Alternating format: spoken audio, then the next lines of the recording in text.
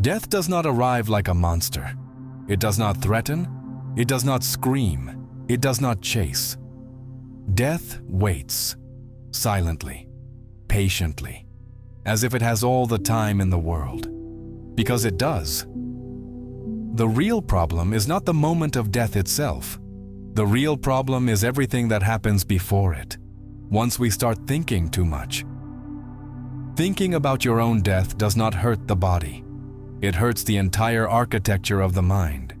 Because human consciousness was never built to accept its own erasure. We can endure pain. We can endure suffering. We can endure humiliation, loss, hunger, loneliness. But non-existence? That is where the system collapses. The mind can imagine endless forms of torment, but it breaks when faced with the idea of nothing. And that is exactly where the idea of life after death is born. Not as divine revelation, not as cosmic truth, but as psychological defense, a last wall against the abyss. From an early age, we are taught that everything must make sense, that suffering educates, that pain builds character, that nothing happens by accident. This narrative is not innocent. It exists to neutralize a dangerous question. What if none of this means anything? If that question is taken seriously, everything begins to shake. Morality, religion, social order, identity, the self. So we invent a later, a place where accounts are settled, where injustices are corrected, where suffering is justified retroactively. The afterlife does not need to be proven. It only needs to be believed. Belief, after all, is cheaper than truth, and far more comforting. The idea that death is not the end works like existential anesthesia. It calms the panic that arises when the mind realizes it is temporary. Deep down, we do not want eternity. We want continuity. We want to wake up tomorrow, and the day after, and somehow, even after death. The idea of total cessation is intolerable, because everything we are is tied to experience. Without experience, there is no identity. Without identity, there is no I. And the loss of the I is the deepest fear a human being can have. That is why death is not only biological, it is symbolic. We die in fragments long before the body stops. When someone forgets us, something dies. When love ends, a version of us disappears. When a dream collapses, a future self is buried. Biological death is merely the final chapter in a long history of disappearances. Perhaps that is why we are obsessed with leaving traces. Having children is not just instinct. It is an attempt to cheat the end. Something of me will keep walking. Something of me will keep breathing. My name may vanish. My face may be forgotten. But my blood will remain. It is a flawed form of immortality, but it is the only one biology offers. And even that is not enough. So we build, we plant trees, we write books, we create art, we carve our names into time. Every human creation whispers the same sentence: I was here. Being remembered becomes a quiet obsession, because oblivion, not death, is the real annihilation. What terrifies us is not stopping, it is never having mattered. Society understands this fear very well. It organizes life around the promise of permanence. Work now, live later. Sacrifice now, rest later. Endure now, be rewarded later. There is always a redemptive future. There is never a sufficient present. The system functions because death sits silently at the bottom of the equation, unspoken, unfaced. Religion did not invent the fear of death. It refined it. It gave structure to the unknown. It turned emptiness into judgment.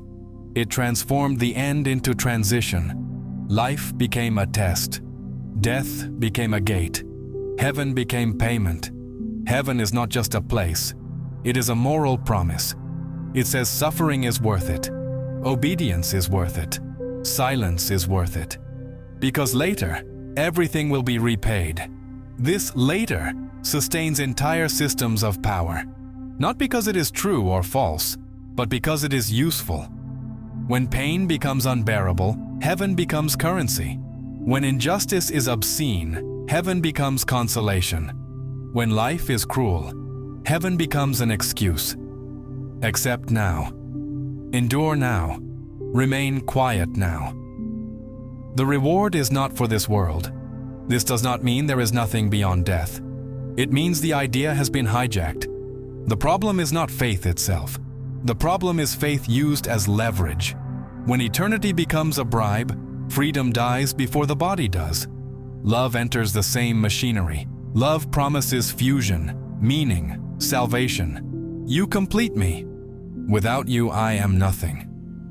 This is not romance, it is fear. Fear of standing alone before the void. So we demand too much from love. We ask it to protect us from symbolic death, to give us permanence in a temporary world. No relationship can survive that weight. When someone leaves, it is not just the person who disappears. It is the version of ourselves that existed in that bond. That pain hurts because it reminds us of what we try not to see. Everything ends. Nihilism begins when this truth can no longer be ignored. When we realize there may be no plan, no hidden purpose, no secret narrative behind the chaos. It does not arrive as liberation. It arrives as vertigo. Because without imposed meaning, everything is exposed. Nihilism does not say nothing matters. It says nothing matters by default. The burden shifts to us, and that is far more frightening than any hell. Without a guaranteed after, every choice gains weight. Every mistake becomes final. Every moment becomes unrepeatable. Nothing will be corrected in eternity. This changes everything. Perhaps that is why we resist so violently. Accepting finitude demands extreme emotional maturity. It requires abandoning the fantasy that someone is managing the universe. It requires standing upright without promises. There is something profoundly spiritual in this. Not a spirituality of reward, but a spirituality of limits, of silence, of acceptance, of awe at existing briefly, without permission, in an indifferent cosmos. Perhaps life does not need to continue to be meaningful. Perhaps it is meaningful because it ends. Perhaps death is not the enemy. Perhaps it is what gives existence its shape. Without an ending, nothing would have form, no urgency, no depth. The idea of life after death is comforting because it shields us from the abyss. But comfort has a cost. It distances us from the present. It infantilizes us. It offers guarantees no one can give. Facing the possibility of nothingness does not destroy life. It makes it honest, raw, urgent, real. Maybe living without guarantees is the most radical act there is. And maybe accepting that everything ends is the only way anything can truly begin. If this video stayed with you, if it made you feel less alone in your thoughts, then it already did what it needed to do. Just watching, reflecting, and carrying these ideas with you already helps more than you think. But if you want to go a little further, becoming a channel member is a way to stand closer to this space. You get exclusive content, deeper reflections, and you help keep this work alive and honest. Using super thanks is another quiet way of saying, "This mattered to me." No pressure, no obligation. Being here is already enough. Anything beyond that is a gift, and it truly makes a difference.